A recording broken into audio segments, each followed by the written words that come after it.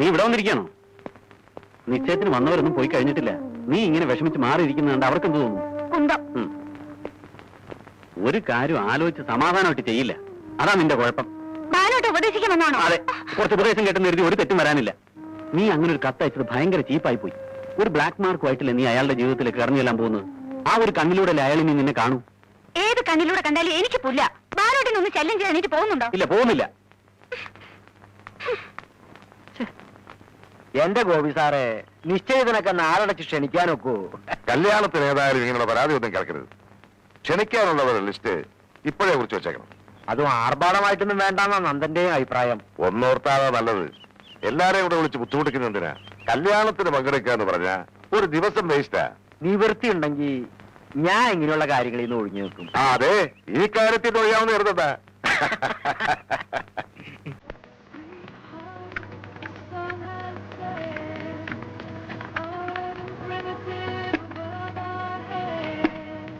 എങ്ങനെയുണ്ട് മോഡൽ? സാറിന് ഇഷ്ടമായോ? Not bad. Print media block paper വലുതായിട്ട് അടിച്ചു വെച്ചിട്ടുണ്ടല്ലോ. ഞാനത് ഫ്രീ ആയിട്ട് ചെയ്തു കൊടുക്കുന്നതാ. ഇൻവിറ്റേഷൻ കാർഡും സദ്യയുടെ ചെലവും ഞാൻ തന്നെ വഹിക്കുമെന്ന് അമ്മാവനോട് നേരത്തെ പറഞ്ഞിരുന്നു. ഓഹോ, ആ ചായ കുടി.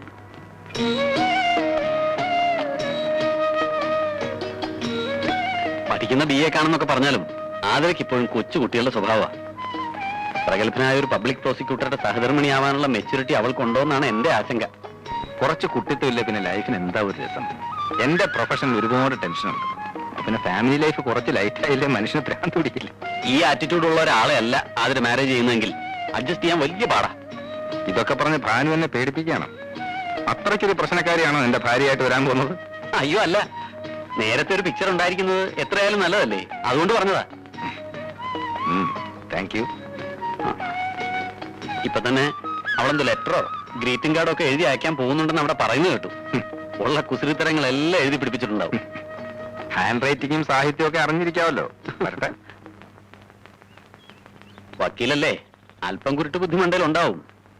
എന്തായാലും ഒരു കാര്യം ഉറപ്പാ, ഒന്നുകിൽ ആ ലെറ്റർ അങ്ങേർക്ക് കിട്ടിയിട്ടില്ല, അതല്ലെങ്കിൽ കിട്ടിയിട്ടും അങ്ങേരത് വലിയ കാര്യമായിട്ട് എടുത്തിട്ടില്ല. ഇനി നീയായിട്ടത് കുത്തിപ്പൊക്കി വലിയ പ്രശ്നമാക്കാതിരുന്നാ മതി.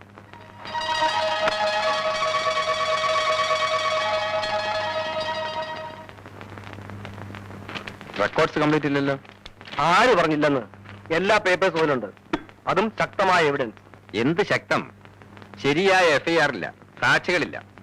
റേപ്പ് നടന്നിട്ടുണ്ടെന്നും അതിന്റെ ആഘാതത്തിലാണ് മരണം സംഭവിച്ചതെന്നും പോസ്റ്റ്മോർട്ടം റിപ്പോർട്ടിൽ പറയുന്നു. പക്ഷേ കൊല്ലപ്പെട്ട ഗായത്രി മേനോന്റെ ബോഡിയിലെയും വസ്ത്രങ്ങളിലെയും വിരലടയാളം ഭൈരവന്റേതാണെന്ന് തെളിയിക്കുന്ന രേഖകളില്ല. ഭൈരവന്റെ ബിസ്ക്കറ്റ് കമ്പനിയിൽ സംഭവ ദിവസം ഇന്റർവ്യൂവിനുണ്ടായിരുന്ന മറ്റു ഉദ്യോഗാർത്ഥികളെ കക്ഷി ചേർത്തിട്ടില്ല. ഫോറൻസിക് വിദഗ്ധരും ഫിംഗർ പ്രിന്റ് എക്സ്പെർട്ടുകളും ഈ കേസിന്റെ അന്വേഷണത്തിൽ ഇൻവോൾവ് ആയിരുന്നു. എന്നിട്ട് അവരുടെ പേപ്പേഴ്സ് ഒക്കെ എവിടെ? സാറ് പറയുന്നത് കേട്ടാ തോന്നും ഞാൻ അന്വേഷണത്തിൽ അനാസ്ഥ കാട്ടിയത്. അല്ലെങ്കിൽ പിന്നെ എന്താണിത്? പബ്ലിക് ഇൻട്രസ്റ്റ് ഉള്ള കോളിളക്കം സൃഷ്ടിച്ചൊരു മർഡർ കേസ് ഇങ്ങനെയാണോ ചാർജ് ചെയ്യേണ്ടത്? കൊലപാതകയെ കണ്ടുപിടിച്ച് കേസ് ചാർജ് ചെയ്തുകൊണ്ട് മാത്രമായില്ല, കുറ്റവാളിക്ക് ശിക്ഷ വാങ്ങിച്ചു കൊടുക്കാനുള്ള തെളിവ് വേണം. I mean concrete evidence. ഭൈരവനെതിരെ അങ്ങനെ എന്തെങ്കിലും തെളിവ് നിങ്ങൾ നിരത്തിയിട്ടുണ്ടോ? പോലീസ് കസ്റ്റഡിയിലുള്ള ചില സ്ഥിരം സാക്ഷികളെയല്ലേ നിങ്ങൾ വിറ്റ്നസ്സായി ചേർത്തിട്ടുള്ളത്? കോടതിയിൽ അവർ മൊഴി മാറ്റിപ്പറയില്ലെന്ന് എന്താ ഉറപ്പ്? I M A police officer. Case discuss ചെയ്യാനേ വന്നത്. നിങ്ങളുടെ ക്വസ്റ്റ്യൻ ചെയ്യലൊക്കെ അങ്ങ് കോടതി മതി. വാദിക്കുന്ന കേസിലൊക്കെ പ്രതിക്ക് ശിക്ഷ വാങ്ങിക്കൊടുക്കാൻ നിങ്ങൾ ദൈവമൊന്നുമല്ലോ. കേസ് ഫയൽ ഞാൻ എത്തിച്ചിട്ടുണ്ട്. അത് കോടതിയിൽ വിശദീകരിക്കുന്ന ഒരു ഇടനിലക്കാരൻ മാത്രമാണ് നിങ്ങൾ. അത് ചെയ്താൽ മതി. അതെ, അത് തന്നെ ചെയ്യാൻ പോകുന്നു. വാലും തലയും ഇല്ലാത്ത ഈ കേസ് വാദിക്കുമ്പോ ഭൈരവനെ രക്ഷിക്കാൻ അയാളിൽ നിന്ന് എത്ര ലക്ഷം രൂപ വാങ്ങിയെന്ന് ഞാൻ നിങ്ങളെ കൊണ്ട് കോടതി പറയിക്കും. ഓ, കാണാം കാണാം.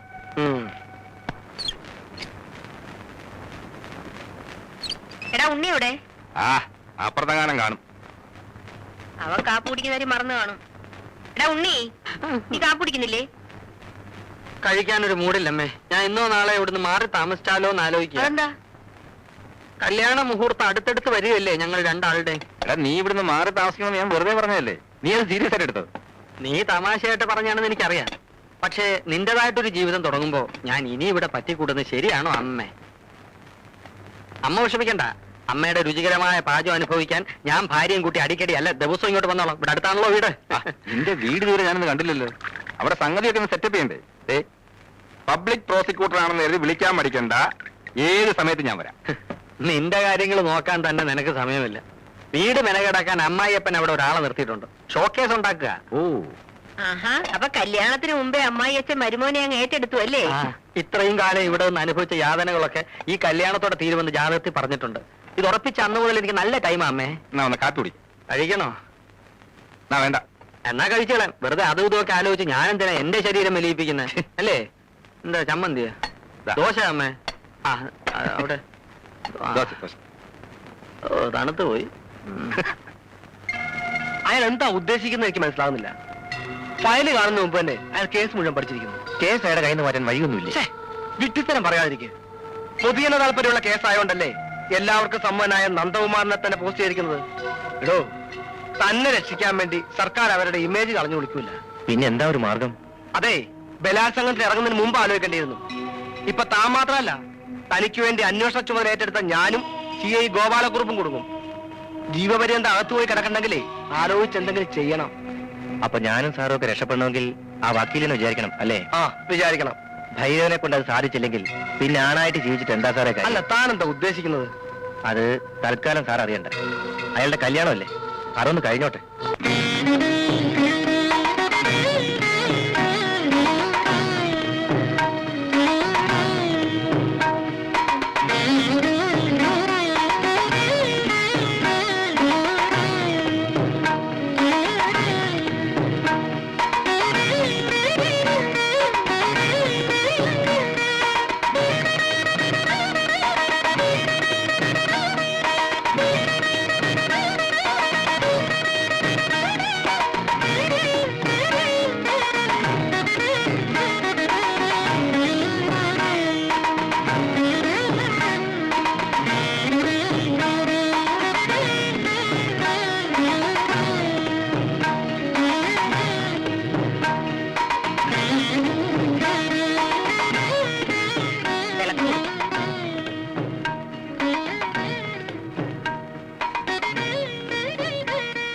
വലതുകാലം വെച്ച് കയറുമോളെ. വസന്തം വാഗമലരേ ഉദന്തം സുരഭിലമാക്കി.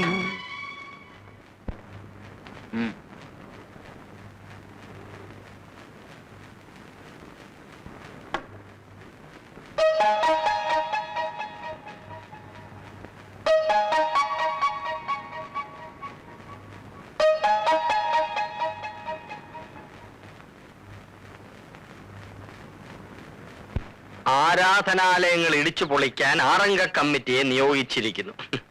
രാവിലെ ഒരു ഗ്ലാസ് ചായ തന്നൂടെ? ചായ തന്നൂടെ വസന്തകോകിലേ? വിളിച്ചത്ത കൊണ്ടുവരുന്നു. ആ, എന്താ? അല്ല, ചായ വേണോന്ന് പറഞ്ഞായിരുന്നു. അല്ല, ചാരായം വേണോന്ന് പറഞ്ഞ പോലെ തോന്നി. അത് തോന്നലായിരിക്കും. അത് ശരി. ഒന്ന് പിടിച്ചേ. ഓ, ഒന്ന് കാലിങ്ങോട്ട് മാറ്റോ. ഓ. ഒന്ന് ഇങ്ങോട്ട് മാറ്റോ. ഉം. ഈ എണീറ്റാലുടനെ ചായ കുടിക്കണമെങ്കിലേ ചേട്ടനും കൂടെ അടുക്കളയിലോട്ട് വന്ന് എന്നെ ഒന്ന് ഹെൽപ്പ് ചെയ്തൂടെ? ആ, ഹെൽപ്പ് വേണോ? എന്നാ ഞാൻ പറഞ്ഞ പോലെ ഒരു സെർവന്റ് ഏർപ്പാട് ചെയ്യണം. ഓഫീസിൽ പോക്കും അടുക്കള ജോലിയും കൂടെ എനിക്ക് ഡിഫിക്കൽട്ടാ. ഓ. ആ, പിന്നെ ചേട്ടാ, അഡ്വക്കേറ്റ് നന്ദകുമാർ ചേട്ടന്റെ ഫ്രണ്ടാണെന്നല്ലേ പറഞ്ഞത്? ആ, എന്താ അവനെ പറ്റി വാർത്ത വല്ലതും പത്രത്തിൽ വന്നോ? വാർത്ത വരാനുള്ള സമയമായിട്ടില്ലല്ലോ. പ്രശ്നങ്ങൾ അവിടെ തുടങ്ങിയിട്ടല്ലേ ഉള്ളൂ. ചേട്ടാ, ഞാൻ നന്ദകുമാറിന്റെ വൈഫുമായി ഒന്ന് ടോക്ക് ചെയ്താലോ? അങ്ങനെ ടോക്കണ്ട. അല്ല, പെണ്ണിന്റെ മനസ്സിൽ എന്താണെന്നറിയാലോ. വല്ല ലവ്വോ എന്താ? ലവും ഇല്ല, കിവും ഇല്ല. ഇനി അഥവാ അവളുടെ മനസ്സിൽ എന്തെങ്കിലും ഇച്ചിരി ഉണ്ടെങ്കിൽ അത് വളച്ചൊടിച്ച് വലുതാക്കി കാണിക്കുന്നത് അല്ലെങ്കിൽ വക്കീലന്മാരുടെ പൊതു സ്വഭാവം. ഇതുകൊണ്ടാണ് ഞാൻ LLBക്ക് പോകാത്തത്. നീ അവിടെ ചെന്ന് സംസാരിച്ച് ചൊടുത്തി എന്താ എന്നെ വിളിച്ചത്? നീ എന്നോ? കല്യാണം കഴിഞ്ഞ് ഇത്ര ദിവസമേ ആയുള്ളൂ, അപ്പോഴേക്കും കണ്ടില്ലേ ഒരു പുരുഷ മേധാവിത്വം? നീ പോലും. ഞാൻ പിന്നെ എന്റെ ഭാര്യ എന്താ വിളിക്കേണ്ടത്? വസന്ത കോകിലെന്ന് വിളിക്കണം. ഓ, അത് ഭയങ്കര നീളമല്ലയോ? എന്നാ പിന്നെ ചേട്ടന്റെ ഇഷ്ടം പോലെ അങ്ങ് ചുരുക്കി വിളിച്ചോ. എങ്ങനെ ചുരുക്കും? സുലോചനെ സുലു, വസുന്ധരെ വസു, ആമീനെ ആമി എന്നൊക്കെ വിളിക്കൂലേ? അതുപോലെ. ഈ ബുദ്ധി എനിക്ക് പോയില്ലല്ലോ. അതെ. വസന്ത കോകില, വസന്താന്ന് വിളിച്ചാലോ? അയ്യോ, അത് വേണ്ട. അത് കോഴികൾക്ക് വരുന്നൊരു അസുഖം. കോകിലെന്ന് വിളിച്ചാ? അയ്യോ, അത് വേണ്ട. നിന്റെ ശബ്ദം വെച്ച് നോക്കുമ്പോ ഒട്ടും ശരിയാവൂല. ഞാൻ ഒരു കാര്യം ചെയ്യാം. ആദ്യത്തെ അവസാനത്തെ അക്ഷരം ഒഴിച്ച് ബാക്കിയെല്ലാം കളയാം. വസന്ത കോകില, വാ ല വല. കൊള്ളാം. വലേ. ആൾക്കാർ ആൾക്കാർക്ക് റോഡിൽ എന്താ കാര്യം? അത് തന്നെ. ജലദോഷം അല്ല, മുടി ദോഷം.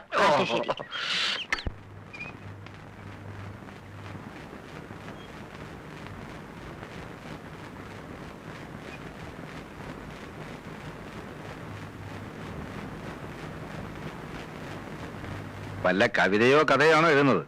ഉം? കുറച്ച് കുസൃതിയും കുന്നായ്മയും ഉണ്ടെന്നേ ചന്ദ്രഭാനു പറഞ്ഞുള്ളൂ. എഴുതുന്ന അസുഖമുണ്ടെന്ന് ഭാനു പറഞ്ഞില്ലല്ലോ. ഞാൻ അതൊന്നും അല്ല എഴുതിയത്. ആ, മറ്റുള്ളവരെ ചിരിപ്പിക്കാൻ മഹാവിരുദാണെന്നാ കേട്ടത്. എന്നിട്ട് പാടുപെട്ട് ഞാനൊരു തമാശ പറഞ്ഞിട്ട് ആദ്യം സീരിയസ് ആയിട്ട് എടുത്ത് പറഞ്ഞല്ലോ. കോടതിയിലെങ്ങാനമാണിത് പൊട്ടിച്ചിരുന്നെങ്കിൽ ഇപ്പൊ കൂട്ടച്ചിരി ഉയർന്നേനെ. ഈ മുറിയിൽ തന്നെ ഇങ്ങനെ ഇരുന്നാ മതി. ആളെ കാണിക്കാനെങ്കിലും അടുക്കളയിലോട്ടൊന്നും ചെന്നില്ലേ അമ്മയ്ക്ക് എന്തോ തോന്നും. മരുമോള് വന്നിട്ട് വീടിന്റെ താക്കോലും ഏൽപ്പിച്ചിട്ട് കാശിയിലോ രാമേശ്വരത്തോ തീർത്ഥാടനത്തിന് പോവാന്ന് പറഞ്ഞിരിക്കുകയായിരുന്നു അമ്മാവിയമ്മ. കേട്ടോ?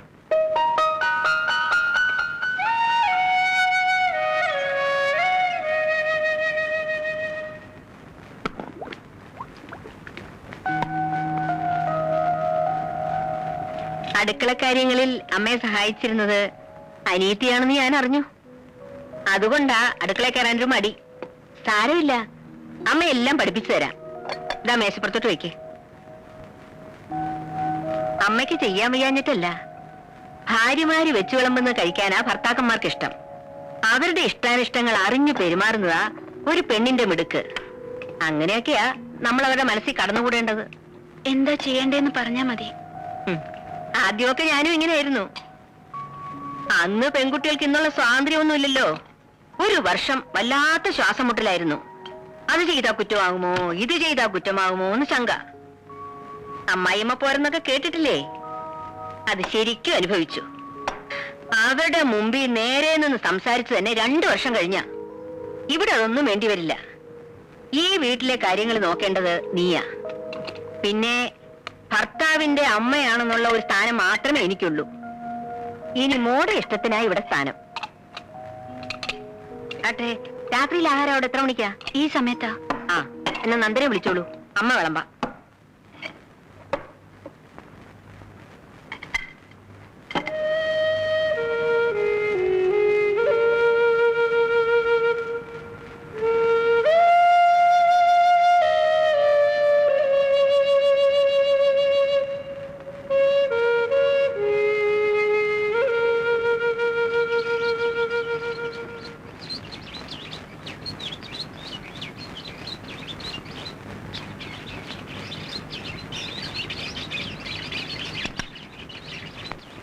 ചായ ഇരുന്ന് തണുക്കുന്നു. അവൾ എണീറ്റില്ലേ മോനെ? ഉണർന്ന് കിടക്കാന്നാ തോന്നുന്നത്. എന്നാൽ ഇനി അവൾ എണീറ്റിട്ട് ചൂടാക്കാം. അമ്മേ, അമ്മ ശ്രദ്ധിച്ചോ? അവൾക്ക് എന്തോ ഒരു പ്രയാസം. വന്ന് കയറിയപ്പം മുതൽ ഞാൻ ശ്രദ്ധിക്കുന്നതാ. എന്തു പ്രയാസം? അമ്മ എന്നെ മറക്കണ്ട. അമ്മയ്ക്കും തോന്നിയില്ലേ? നമുക്ക് തെറ്റുപറ്റിയോ അമ്മേ?